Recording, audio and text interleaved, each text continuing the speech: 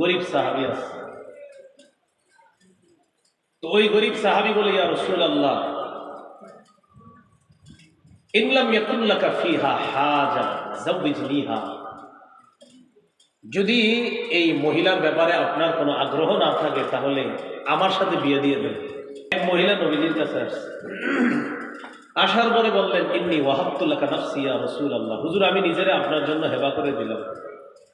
সাধারণ public Haber মাসালা বোঝার দরকার নেই, বাস এতটুকু হেবা করে দিলাম, একজন নারী এসে বলছে। তো এটা বলার পর রাসূল সাল্লাল্লাহু আলাইহি সাল্লাম, আচ্ছা আপনাদের সাধারণ যারা আছেন আপনাদের জন্য বলি, মনে করেন ওই নারী আইসা বলতে চাইছে যে নবীজির কাছে, হুজুর আমি আপনার সাথে বিয়ে বসতে চাই, বিয়ে করতে। রাসূল সাল্লাল্লাহু আলাইহি সাল্লাম কোনো আগ্রহ দেখালেন না। আগ্রহ না দেখানোর কারণে পাশে একজন গরিব সাহাবী আছে। তো ওই গরিব সাহাবী বলে, ইয়া রাসূলুল্লাহ, ইন লাম ইয়াকুন লাকা ফিহা হাজা যাওবিজনিহা, যদি এই মহিলার ব্যাপারে আপনার কোনো আগ্রহ না থাকে তাহলে আমার সাথে বিয়ে দিয়ে দেন। গরিব সাহাবী বলতেছে। রাসূলুল্লাহ সাল্লাল্লাহু আলাইহি সাল্লাম বললেন, তোমার টাকা পয়সা আছে, মোহর দিতে পারবা? না, এরকম তো টাকা পয়সা নেই। যাও বাড়িতে যাও, বাড়িতে গিয়ে দেখো মোহরের মতো কিছু আছে কিনা। বাড়িতে গেছে, বাড়িতে যাওয়ার পর আসছে, আসার পর বললেন, ইয়া রাসূলুল্লাহ, কিচ্ছু খুঁজে পাই নেই বাড়িতে। নবীজি বললেন, আবার যাও, একটা লোহার আংটিও যদি পাও এটা নিয়ে আসো, বাস তোমার বিয়ে দিয়ে দিই। সাহাবী বাড়িতে গেছে, আয়েশা বললেন, হুজুর লোহার আংটিও নাই, ইল্লা ইজারি হাজা, আমার গায়ে এই গলা থেকে পা পর্যন্ত যে জামাটা দেখতেছেন এটাই আছে। ইজার শব্দের বাংলা অর্থ লুঙ্গি, বাকি ওই ইজার মানে লুঙ্গি না, এটা হলো গলা থেকে পা পর্যন্ত এক জাতীয় পোশাক, যেটা আরবরা বর্তমানে এখনো পরে দেখবেন, এতটুকু হাতা কাটা, একদম পুরা ফুল, পা পর্যন্ত একটা জুব্বার মতো। তো এই সাহাবী বলেন, এই একটা কাপড় ছাড়া আমার আর কিছু নাই। নবীজি সাল্লাল্লাহু আলাইহি সাল্লাম বললেন, এক কাপড়, এটা যদি মোহর দেই তুমি পরবা কি আর সে কি করবে? না না, বিয়ে হবে না। সাহাবীও বসা, ওই মহিলাও বসা, রাসূল সাল্লাল্লাহু আলাইহি সাল্লাম কিছু বলতেছেন না।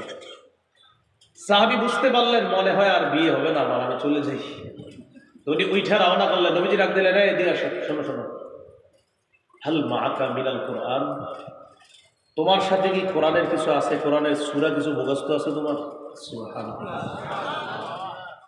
সাহাবী জবাব দিলেন, মাই সূরাতুল কাযা ওয়া কাযা ইয়া রাসূলুল্লাহ, অমুক অমুক সূরা আমার মুখস্থ আছে ইয়া রাসূলুল্লাহ।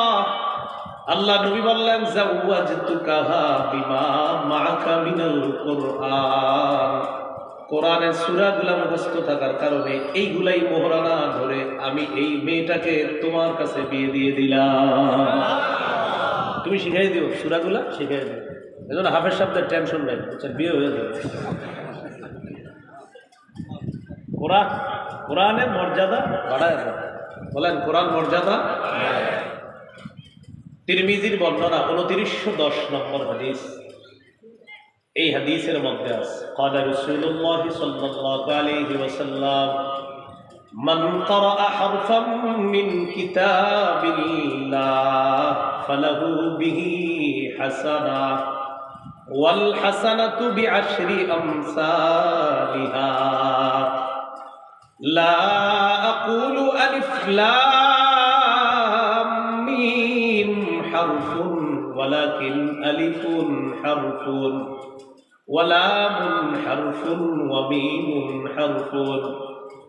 নবীজি বলেন, কোরআনের একটা অক্ষর যদি কেউ উচ্চারণ করে সাথে সাথে তার আমলনামায় একটা নেকি, এক নেকিকে বাড়ায়া 10টা।